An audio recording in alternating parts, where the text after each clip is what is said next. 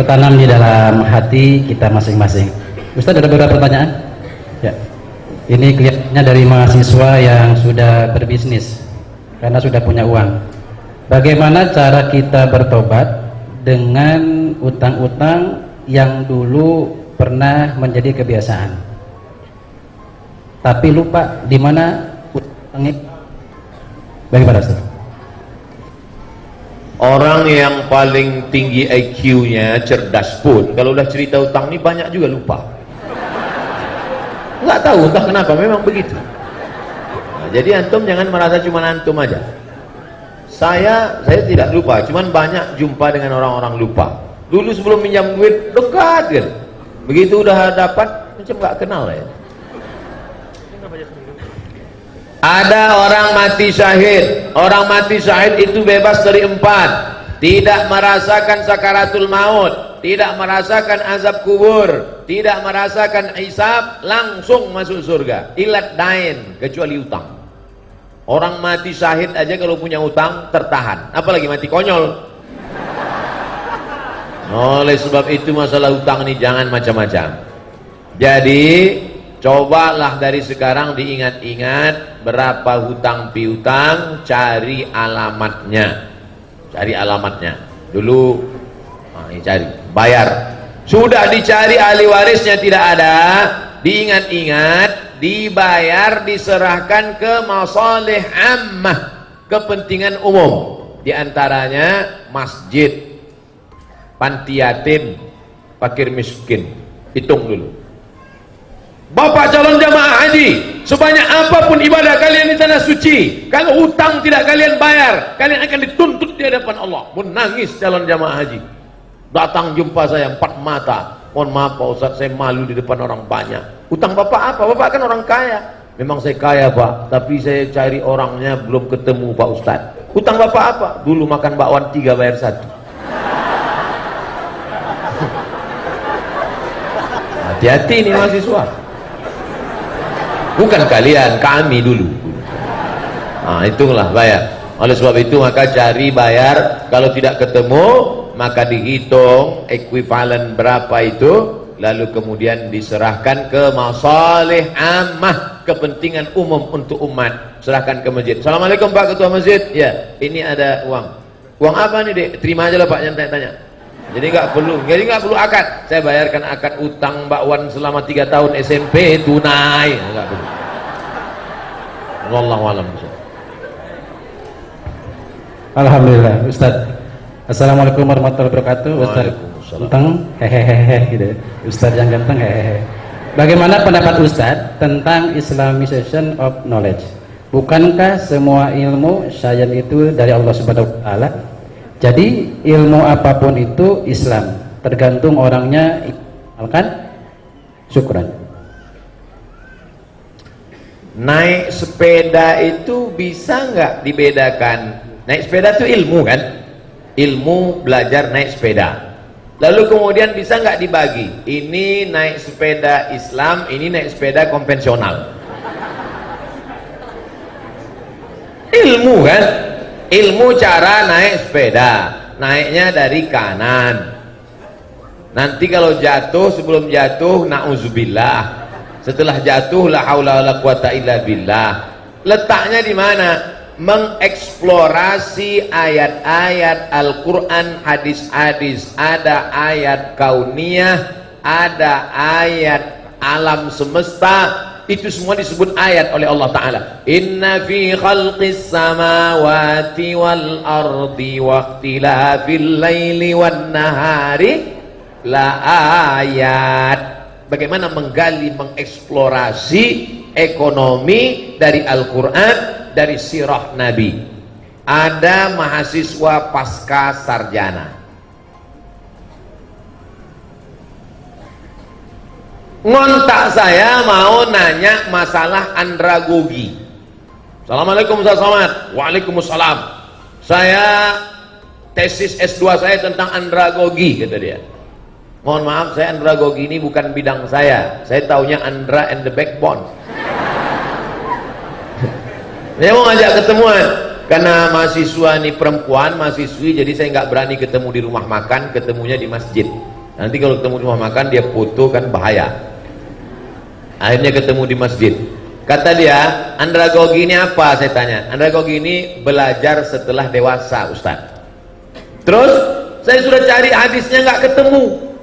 Kata dia udah nyari hadis Sahih Bukhari, Sahih Muslim, nggak ketemu. Belajar setelah dewasa. Lalu saya tanya, Khadijah beda umur dengan Nabi berapa tahun? Waktu Nabi umur 25, Khadijah umur 40. 40 dengan 25 berarti perbedaan umur 15. Waktu Nabi dapat wahyu umur 40, berapakah umur Khadijah? 55. Berarti dia belajar Islam umur berapa? 55. Belajar Islam setelah umur 55 itu apa namanya? Andragogi. Ketika saya tanya gitu, berapa umur Khadijah belajar Islam? 55, Ustaz. 55 itu anak-anak apa dewasa? Dewasa.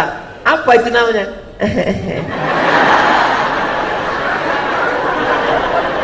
Jadi yang namanya ilmu-ilmu itu bukan tertulis secara tekstual. Dia maunya yang ada di kepala dia, dibukanya Sahih Bukhari, andragogi adalah itu anak TK. Paham? Bagaimana menggali ilmu yang tersirat dari ayat, dari hadis, dari sirah? Maka ulama itu disebut dengan faqih, bukan alim, faqih. Makanya doa Nabi untuk Abdullah bin Abbas, Allahumma faqihhu fiddin. Nabi tak mengatakan Allahumma alimhu, enggak. Nabi mengatakan Allahumma faqihhu fiddin. Faqih dia dalam ilmunya, bisa menggali yang tersirat di balik ayat. Maka muncullah ekonom-ekonom yang menemukan solusi umat dari ayat. Ayatnya sama, dibaca oleh Qori Internasional Muammar Z.A. Kiai Haji, dibaca oleh Abdul Somad, ayat sama, tapi ada temuan yang berbeda ketika dibaca oleh seorang ekonom dari Tazkiyah. Insyaallah. Wallahu a'lam. Alhamdulillah. Masih ada Ustaz banyak. Assalamualaikum Ustaz, saya ingin bertanya. Ini mahasiswa kelihatannya.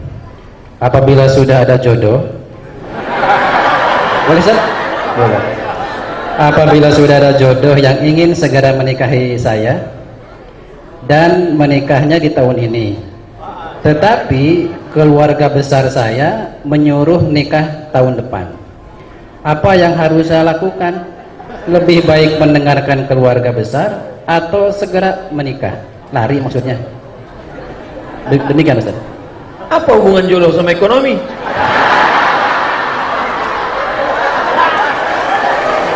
Karena jodoh terkendala disebabkan oleh Ekonomi. banyak yang ngaku. Jadi ekonomi ini menggantung kepada segala aspek. Ibadah menjadi khusyuk karena ekonomi. Ceramah menjadi khusyuk. Kenapa saya ceramah di Tazkiyah ini khusyuk? Ekonominya bagus, AC-nya kencang. Coba kalau di tempat lain berkipas aja lah. Ekonomi Islam adalah tapi di sini Masya Allah, di sudut-sudut ada AC. Hebat. Hebatnya lagi AC-nya nggak kelihatan karena dimasukkan ke dalam dinding. Biasa.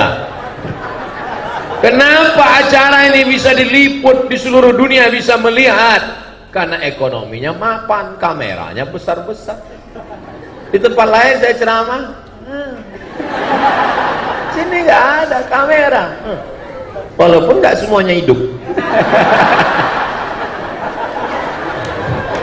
Artinya ekonomi ini. Nah, man istata'a minkumul ba'ah. Coba tengok hadisnya.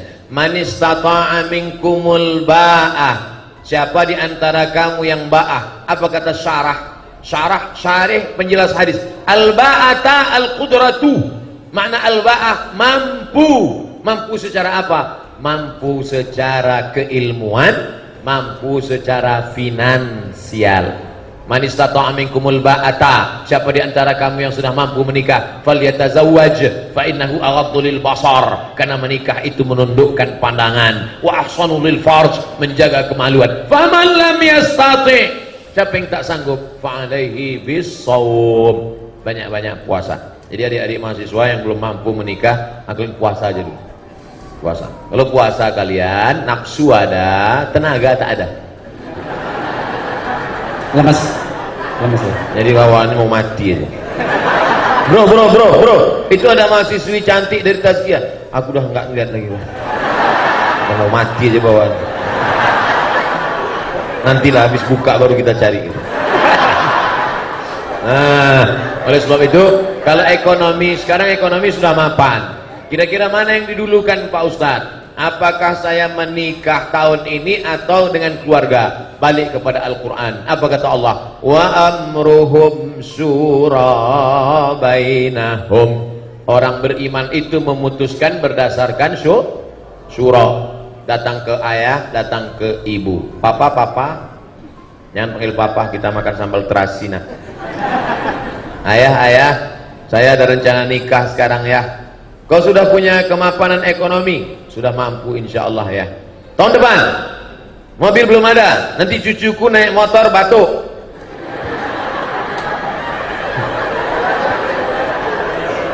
Nah ini apa kata Allah? Iyakunu fuqara. Kalau calon mantumu itu fuqara, miskin, yughnihimullah, Allah yang akan membuat dia kaya. Nanti datang ke dia, kamu mau minang anak saya? Iya Pak. Datang aja naik Grab.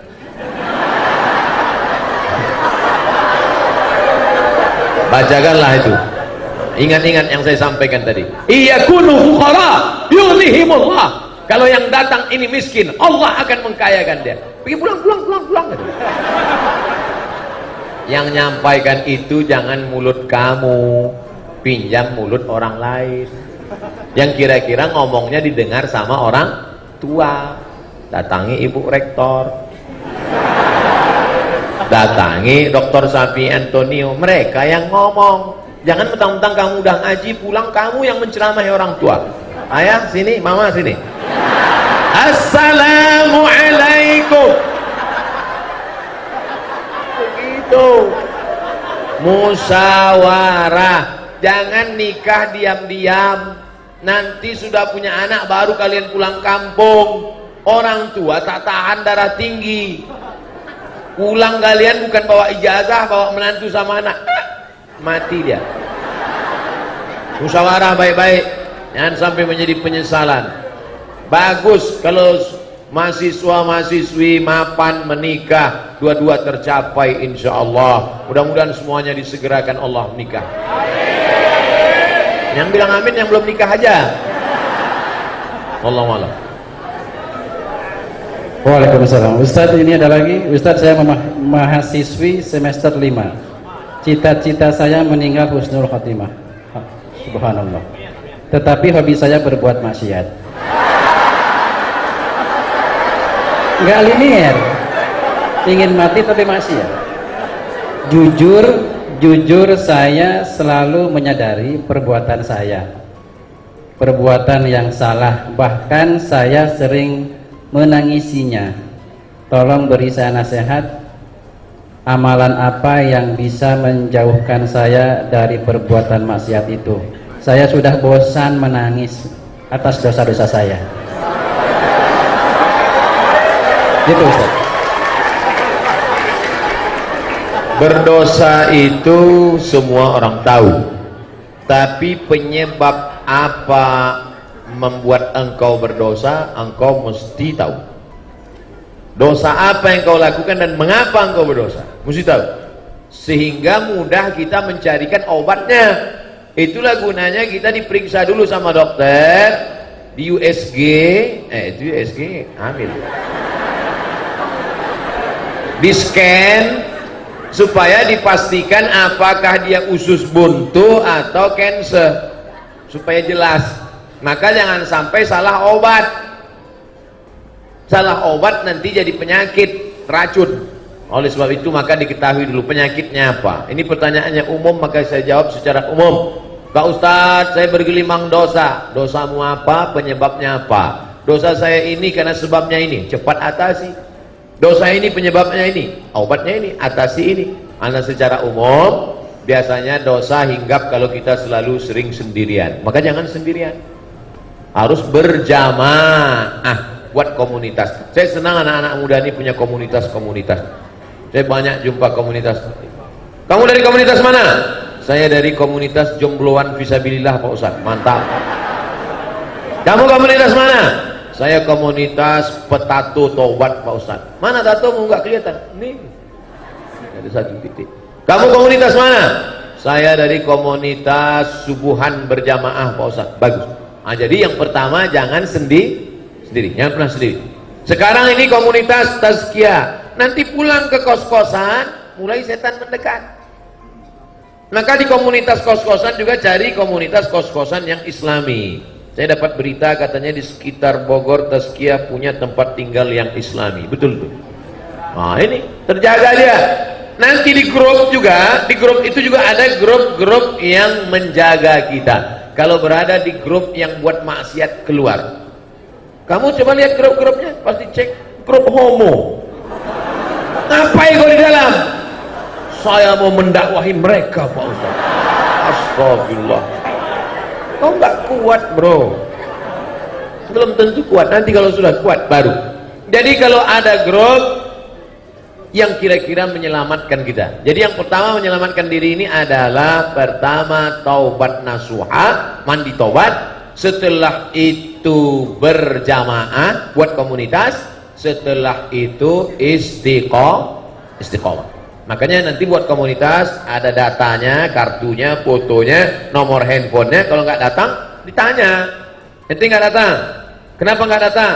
Ada ketuanya, ada. Nah, jadi insya Allah terjaga dia. Pertama taubat, yang kedua komunitas, yang ketiga istiqomah. Maka insya Allah kalau tiga ini dijaga, selamat kita. Mudah-mudahan yang mau bertobat, tobat segera tobat sebelum malaikat maut datang.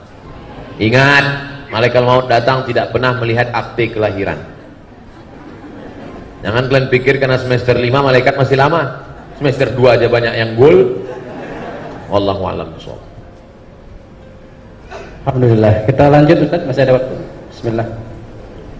Ustaz, Assalamualaikum warahmatullahi wabarakatuh. Ustaz, saya mau nanya, kan waktu sholat Jumat tidak boleh berbicara. Gimana hukumnya dengan menjawab sholawat atas Nabi?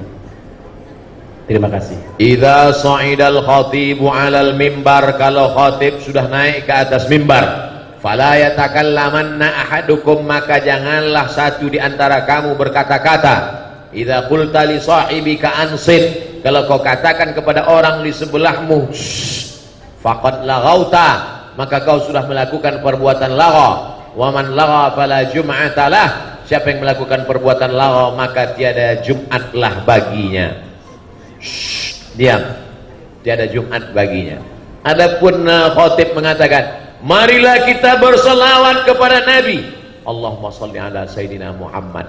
Apakah lagha? Tidak, karena dia sedang berdoa kepada Allah, memohonkan selawat untuk Nabi Muhammad sallallahu alaihi wasallam. Seandainya berdiri salah satu dari jamaah itu, jamaah sholat Jumat berdiri, lalu dia ngomong ke khatib, Pak Khatib, cepetan dikit dong, nih kami kelas di tazkiyah udah mau masuk nih. Apakah batal khutbah Jumat? Tidak. Mana dalilnya? Karena Nabi pernah khutbah, tiba-tiba datang orang Arab Badui ke pintu Masjid Nabawi. Apa kata dia? Ya Muhammad, halakatil amwal. Wahai Muhammad sallallahu alaihi wasallam, kampung kami sudah hancur, tanam-tanaman mati kering kerontang, onta-onta mati tidak minum, tolong berdoa kepada Allah. Apakah Nabi waktu itu ngomong batal sholat Jumat? Nah, Nabi angkat tangan. Nabi angkat tangan, apa kata Nabi? Aghithna, aghithna, aghithna. Itulah yang disebut dengan istisqa dalam khutbah Jumat. Nabi justru berdoa, minta supaya turun hujan. Selesai sholat Jumat, pulang sahabat, basah halaman Masjid Nabawi. Begitulah hebatnya doa Nabi SAW. Jadi yang membatalkan itu kalau berkata-kata sesama jamaah. Adapun jamaah berdoa, jamaah ngomong ke khotib, atau sebaliknya, khotibnya ngomong ke jamaah, apakah batal khutbah? Tidak. Nabi sudah khutbah, tiba-tiba ada seorang laki-laki datang, langsung duduk. Apa kata Nabi? Qum, berdiri, berdiri, berdiri kata Nabi. Nabi suruh dia sholat 2 rakaat. Andai saya sedang khutbah, tiba-tiba datang seorang laki-laki duduk, saya suruh dia berdiri, berdiri. Tapi belum pernah lagi. Qum, berdiri sholat. Makanya kalau adik-adik terlambat, jangan langsung duduk waktu sholat Jumat, tetap sholat 2 rakaat. Tapi janganlah sholatnya di depan khotib. Ini udah terlambat, bikinlah ke pinggir-pinggir sana. Ini udah terlambat di depan khotib. Allah, pakai baju kaos, tulis ini, emang masalah buat Allah. Allah malu. Ustaz, ada 3 lagi, boleh? Baik. Assalamualaikum warahmatullahi wabarakatuh. Ustaz, teman saya mengamanahkan pertanyaan. Teman saya pernah berzina, tapi tidak sampai hamil, dan dia kini telah bertobat. Yang ingin teman saya tanyakan, apakah yang harus dilakukan? Menyembunyikan aib itu atau berterus terang kepada keluarga? Terima kasih. Dia laki-laki perempuan? Tulisannya, ini temannya soalnya. Kalau laki-laki berzina, habis itu dia nikah, istrinya kan nggak tahu kan? Nggak tahu, karena nggak ada labelnya. Beda sama perempuan. Kalau dia berzina, habis itu dia nikah, suaminya tahu. Dalam kitab fikih dikatakan, dikutip oleh Sayyid Sabiq dalam fikih sunnah. Lihat fikih sunnah. Inishtarata bikran, kalau seorang laki-laki menikah mensyaratkan istrinya mesti bikran. What the meaning of bikran? Virgin. Inishtarata bikran, kalau laki-laki mensyaratkan istrinya harus bikran, virgin, fabanat thaiban, ternyata setelah nikah tidak virgin, falahul fashu, maka laki-laki itu punya hak untuk fasah. Fasah artinya pembatalan pernikahan. Makanya tertulis di botol, do not accept if cell is broken. Makanya saya tanya tadi, yang tanya laki-laki apa? Perempuan. Kalau laki-laki dia tobat nasuha, selesai, jangan kau ceritakan sama dia. Jangan pula nanti, dek, ada sesuatu yang mau ku ceritakan. Apa bang? Kau bukan yang pertama. Apa? Tapi kalau perempuan kau harus cerita, karena kalau tidak nanti ini bahaya. Cuman menanyanya jangan langsung pancing-pancing dia dulu. Pancing dia, Mas, ya, apa sih arti keperawanan bagimu? Terus dia bilang, alah, nggak ada. Aku pun nggak berjaga, katanya. Apa?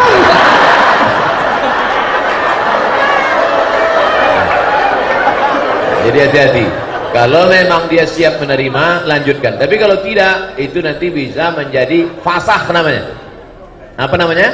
Fasah. Fasah itu artinya pembatalan pernikahan karena laki-laki punya hak. Ini hati-hati perempuan. Mudah-mudahan Allah menjaga kehormatan anak-anakku sekalian. Amin ya Allah. Ustaz, 2 lagi.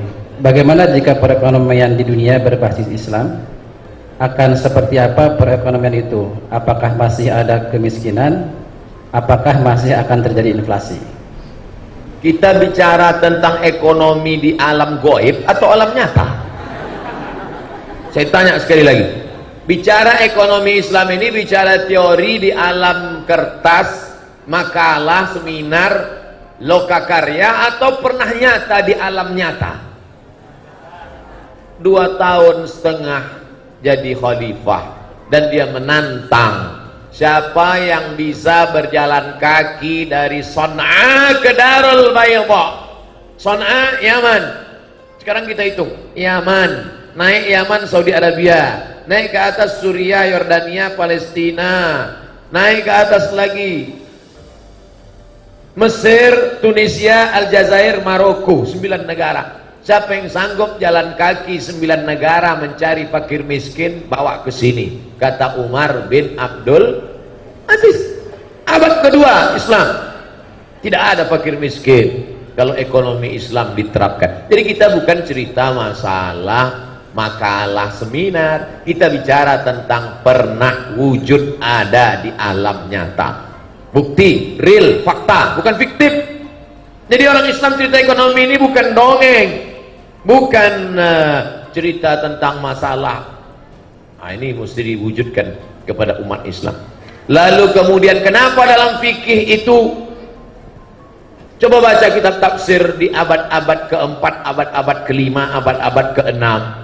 Mereka cerita tentang anjing Ashabul Kahfi warnanya apa, apakah anjing herder apa anjing bulldog. Mereka cerita tentang perahunya Nabi Nuh sebesar apa, kayunya dari kayu apa, mendaratnya di mana. Lalu kemudian orang zaman sekarang baca itu, apa ini? Ngapain dikaji anjing Ashabul Kahfi? Ngapain dikaji? Justru kalau dilihat dari sisi lain, begitulah hebatnya ekonomi zaman itu, sampai mereka memikirkan sesuatu yang berlebihan, karena memang makan cukup, kehidupan luar biasa, ekonominya mapan, sampai mereka berpikir tentang sesuatu yang tak terpikirkan oleh manusia sekarang. Sekarang kenapa orang tidak produktif? Gimana mau produktif? Ekonomi morat-marit, tunggang langgang, lintang pukang. Jadi kalau dibaca abad-abad pertengahan, abad keempat, abad kelima, abad keenam, kenapa tafsir-tafsir, fikih-fikih itu mengkaji dengan kajian luar biasa. Bahkan di Indonesia, kalau adik-adik nanti baca fikih ketika Islam sedang jaya-jayanya di Kalimantan, ada kitab fikih namanya Sabilal Muhtadin, ditulis oleh mufti kerajaan Banjar, namanya Syekh Muhammad Arsyad Al-Banjari. Dikaji tentang masalah sesuatu yang tak terpikirkan oleh manusia, saking kan mapannya ekonomi mereka saat itu. Andai ada seorang pergi ke hutan, bisa konsen? Masih bisa? Andai ada orang pergi ke hutan, sampai di hutan turun hujan gerimis, maka dia pun masuk ke dalam gua, berteduh di dalam gua. Setelah berteduh dalam gua, hujan pun reda. Lalu dia keluar dari dalam gua melanjutkan perjalanan. Ternyata gua tempat dia berteduh tadi rupanya, maaf, kemaluan raksasa. Apakah dia wajib mandi junub? Orang sekarang kalau baca itu, ngapain dikaji masalah ini? Ini kan nggak penting. Memang betul, tapi cari sisi lain. Begitulah mereka berpikir, saking kan sudah mapannya ekonomi sana itu, tak ada lagi fakir miskin, orang kaya raya, sampai orang berpikirnya pun kelas VVIP. Nah, jadi banyak orang mengatakan, ini kitab-kitab klasik ini Ustaz terlalu besar masalah. Kenapa kitab itu sampai 1 meter panjangnya? Tafsir Al-Kabir yang ditulis oleh Imam Fakhruddin Ar-Razi 606, 1 meter panjangnya. Kitab-kitab fikih itu ditulis Raudhatul Talibin wa Umdatul Muftin. Dalam syarah hadis pula Fathul Bari syarah Sahih Al-Bukhari, sampai dikaji masalah waw, masalah fa, masalah wa. Untuk apa dikaji ini? Saking kan makmurnya hidup mereka, tak ada lagi dikaji masalah kemiskinan. Kenapa penulis-penulis sekarang tidak produktif? Salah satu sebabnya adalah masalah ekonomi. Saya hanya ingin bercerita bahwa umat Islam kalau cerita ekonomi Islam bukan cerita teori, tapi pernah jaya. Dia ingin mengulang kejayaan itu, dan kalau Islam jaya, semua akan mendapatkan rahmat. Wa ma arsalnaka illa rahmatan lil alamin. Wallahu